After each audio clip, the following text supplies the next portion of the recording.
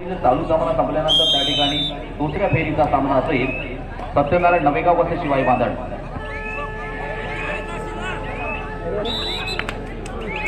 आता मात्र सराईपटू हात खाली के दादा मर्यादा आहे, लिमिट आहे। प्रत्येक गोष्टीला लिमिट आहे, प्रत्येक गोष्टीला मर्यादा आहे, प्रत्येक गोष्टीला वेळ आहे, प्रत्येक गोष्टीला टाइम आहे।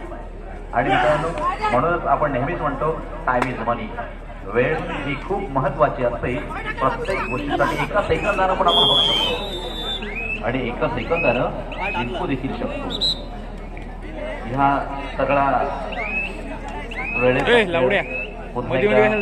निखिल शिर्के बोनस गुण आपल्या संघासाठी असं मत होतो। राज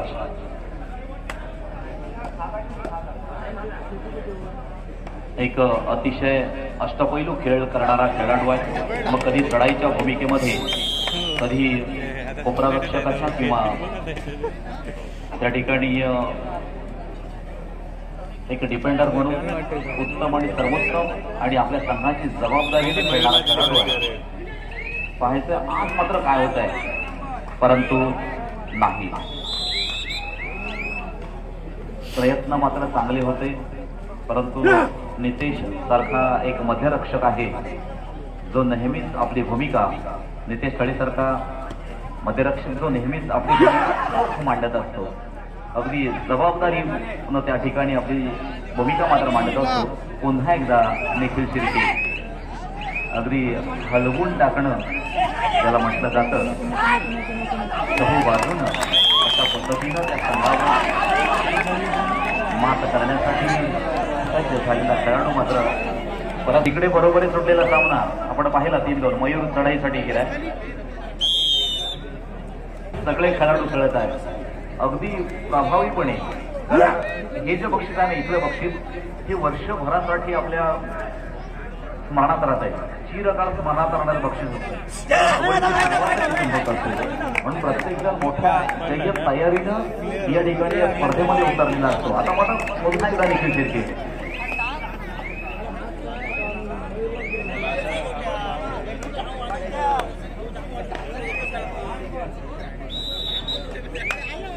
खेळातील खेळ म्हणजेच एक महत्वपूर्ण खेळ कबड्डी।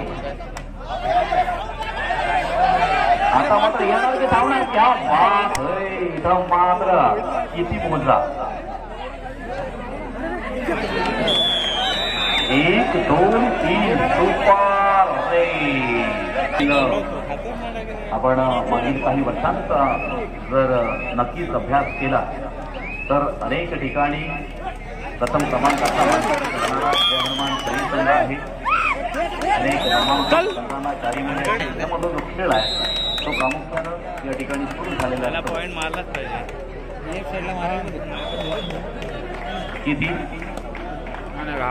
बोनस प्लस 2 पॉईंट म्हणजे 3 गुणांची कमाई निखिल मात्र त्या ठिकाणी कोणाचं अस्तित्व धोक्यात मैदान क्रमांक 2 वर हे देखील थोड्याच वेळात आपल्याला समजणार।